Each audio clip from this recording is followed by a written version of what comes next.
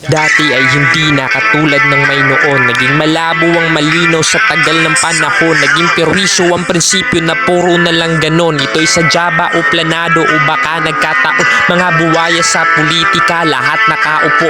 Platapormang walang forma, ewan na lang nakupo. Katamaran ba ang sanay ng paghihirap sa Pinas? Kasipagan ba sagot upang tayo ay maligtas? Walang malinaw na detalye kung paano tumalutas. Katangahan ng nagsasabing piliin daw ang Pinas, kaya mo sinasabi ay mali na ang landas dahil sa mga korap kapangyarihan ng antas.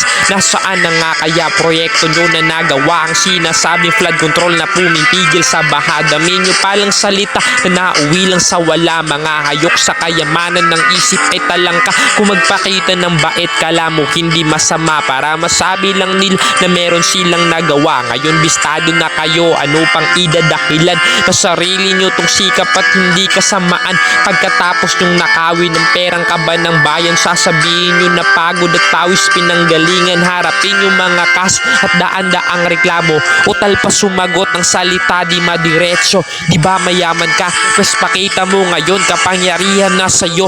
Pwes di na yun ganon. Nalimutan mo na atang ang mundo isang gulong na dadating ang panahon ikaw naman mababaon. At ngayon nangyari na kulungan ng bagsak nyo tol.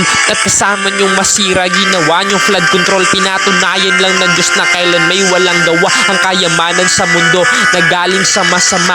Isipin mong mabuti kung gusto mo kalokohan. Aanhin mo kayamanan kung hindi pinagsikapan. Galing pa na mag-flex sa social media ang banges. Hindi na nahiya sa pagnanakaw ng buwes. Ano kayo ngayon? Wala kayong lusot. Hindi na uubra mga imbentong palusot. Ang tangi lang magawa ay harapin ng kasalanan. Kayatin ng lahat na huwag kayo natutularan.